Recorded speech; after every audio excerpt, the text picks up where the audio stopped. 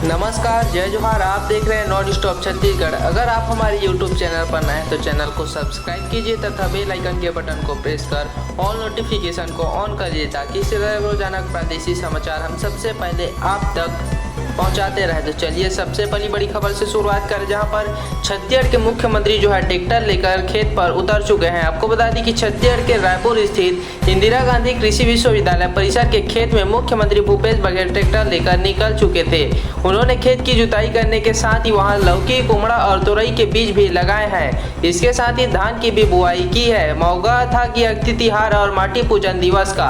इससे पहले खेत में ठाकुर देवता की पूजा अर्चना कर सीएम ने खेत किसानी के नए कामों की शुरुआत कर प्रदेशवासियों की सुख समृद्धि की कामना की है। वहीं कृषि मंत्री रविंद्र चौबे ने कहा कि यह नया काम नहीं है, नया काम यह है कि इसके जरिए छत्तीसगढ़ की संस्कृति और परंपरा का सम्मान बढ़ाया जा रहा है। दरअसल मजदूर दिवस को बोरेबासी के रूप में स्थापित करने के बाद मुख्यमंत्री भूपेश बघेल ने अक्षय तृतीया को किसानों से जोड़ दिया है। इसी के तहत मंगलवार को कृषि विश्वविद्यालय में अक्षय तिहार और माटी पूजन दिवस की शुरुआत की गई। मुख्यमंत्री ने इस दौरान लोगों को माटी की रक्षा की शपथ दिलाई है। कहा है कि हमारी माटी, जिसे हम माता भूइयां कहते हैं, इसकी रक्षा करेंगे। हम अपने खेत, घरों और बगीचों में जैविक खाद का उपयोग करेंगे। हम ऐसा कोई काम नहीं करेंगे जिससे मिट्टी, जल और पर्यावरण की सेहत खराब हो। हम भूमि में रासायनिक और नुकसानदेह केमिकल का प्रयोग नहीं करेंगे। इसके अलावा मुख्यमंत्री भूपेश बघेल ने कहा कि वेद पुराण में भी धरती से अनुमति लेने की बात है।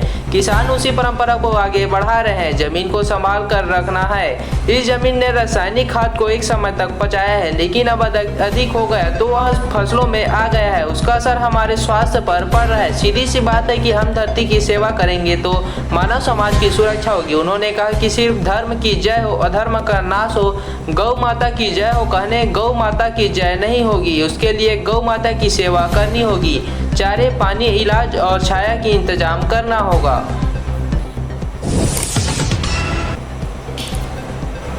वहीं दुर्ग में जो है अब जल्द ही सिटी बस चालू करने की तैयारी चल रही है। मुख्यमंत्री भूपेश बघेल ने कैबिनेट की बैठक में सिटी बसों के संचालन की अनुमति दे दी है। इसके साथ ही भिलाई नगर ने बसों के संचालन की प्रक्रिया को तेज कर दिया है। निगम पुराने ठेका अनुबंध को समाप्त कर नया टेंडर जारी कर रहा है। जल्द ही इसकी प्रक्रिया पूरी कर ली जाएगी। नई एजेंसी तय हो जाने के बाद बसों के संचालन की बागडोर उसके हाथ में दे दी जाएगी। और दूसरी ओर निगम के डिपो में पिछली लगभग 3 सालों से खड़ी बसों की हालत कंडम हो गई है। चोरों ने बसों के पहिए व अन्य सामान चोरी कर लिए हैं। इस स्थिति में इन बसों को रोड में लाने के लिए निगम को 2 करोड़ रुपए से अधिक का फंड मेंटेनेंस के लिए चाहिए। शासन से यह राशि मिलने के बाद जब वो बस पूरी तरह से बन जाएगी तब इसका टेंडर हो सकेगा।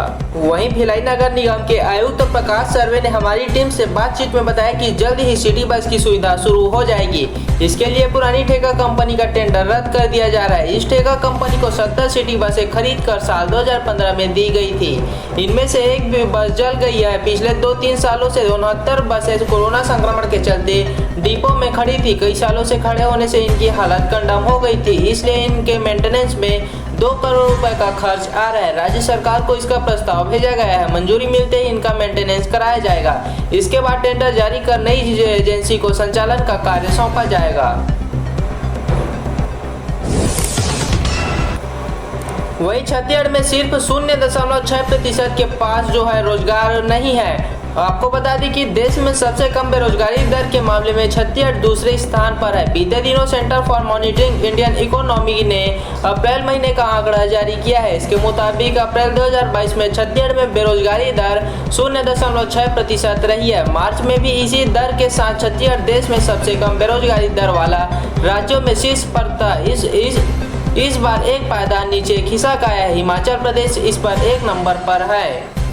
वहीं ताजा आंकड़ों के मुताबिक सर्वाधिक बेरोजगारी दर के मामले में हरियाणा शीर्ष पर है। वहां बेरोजगारी दर 34.5% दर्ज की गई है। बिहार में 21.1%, जम्मू एवं कश्मीर में 15.6% और गोवा में 15.5% बेरोजगारी दर बताई गई है। इस बीच राष्ट्रीय बेरोजगारी दर मार्च के मुकाबले 0.9% बढ़कर 7.8% तक जा पहुंचा है। अप्रैल में शहरी क्षेत्रों में बेरोजगारी दर 9.2% और ग्रामीण क्षेत्रों में 7.2% है। Centre for monitoring Indian economy के मासिक आंकड़ों में छत्तीसगढ़ की बेरोजगारी दर लगातार न्यूनतम बनी हुई है। इसके अलावा मुख्यमंत्री भूपेश बघेल की पहल पर छत्तीसगढ़ में रोजगार मिशन की शुरुआत की गई है। इसके तहत अगले 5 साल में राज्य में 12 से 15 लाख नए रोजगार सृजन का लक्ष्य रखा गया है। इसके लिए रोजगार के कई नए क्षेत्र भी तलाशे जाएंगे। रोजगार मिशन राज्य के युवाओं के लिए नई उम्मीद के तौर पर है। वहीं छत्तीसगढ़ के बाजार में मंगल की अक्षय तृतीया देखने को मिली। पिछले दिन अक्षय तृतीया यानी किसी भी कार्य के लिए शुभ दिन था। पूरे प्रदेश में अक्षय तृतीया से लेकर जून जुलाई तक के महीने में 15,000 से अधिक शादियां होने का अनुमान है।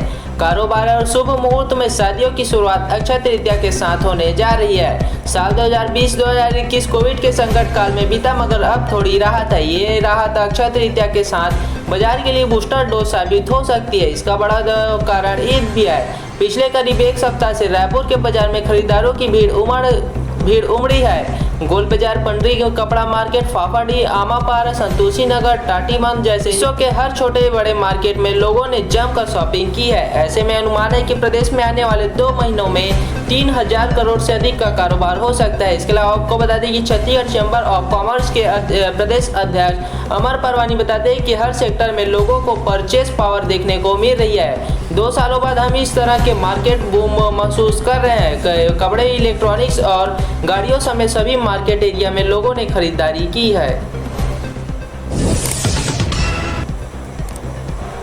वहीं मुख्यमंत्री भूपेश बघेल महाधिवेशन में बोल रहे हैं कि छत्तीसगढ़ी संस्कृति तीज त्योहार भोजन और रहन सहनहीनता के प्रतीक नहीं है, बल्कि हमें उस पर गर्व होना चाहिए। छत्तीसगढ़ संस्कृति तीज त्योहार भोजन और रहन सहनहीनता का प्रतीक नहीं, बल्कि उसी पर हमें गर्व होना चाहिए। एक समय छत्तीसगढ़ी बोली का उपहास किया जाता था, परंतु आज वहाँ हमारी राजभाषा है और उसका राजगीत भी है। सोमवार को मनवा कुर्मी क्षत्रिय समाज के सुहेला में आयोजित 76वें महाधिवेशन में सीएम भूपेश बघेल ने यह बात कही है। उन्होंने समाज के महापुरुषों को पुष्पांजलि देकर प्रतिभाओं का सम्मान करने के बाद कहा कि सरकार एक ओर किसानों की समृद्धि के लिए तो दूसरी ओर छत्तीसगढ़ी संस्कृति और रहन सहन को बढ़ावा देने के लिए तथा तीसरी ओर महापुरुषों के स्मारकों को आगे बढ़ाने का काम कर रही है। रासायनिक खादों का भूमि पर प्रतिकूल प्रभाव पड़ने के कारण भूमि की उर्वरा शक्ति बढ़ने के लिए वर्मी कंपोस्ट डालने का आह्वान करते हुए उन्होंने कहा कि इससे हमारे द्वारा उत्पादित फल, सब्जी और अनाज जहरीले नहीं होंगे। वहीं गोपालन का व्यवसाय भी लाभदायक रहेगा।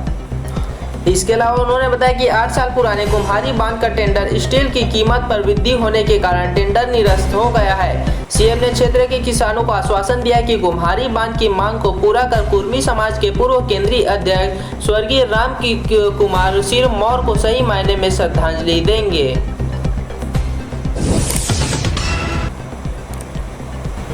वहीं अब भिलाई में सी मार्ट और मदर्स मार्केट शुरू करने की तैयारी चल रही है। भिलाई पावर हाउस में नवनिर्मित मदर्स मार्केट और सी मार्केट जल्द ही शुरू होगा। इसकी तैयारी के लेकर भिलाई नगर विधायक देवेंद्र यादव ने सोमवार को निगम अधिकारियों के साथ निरीक्षण किया है।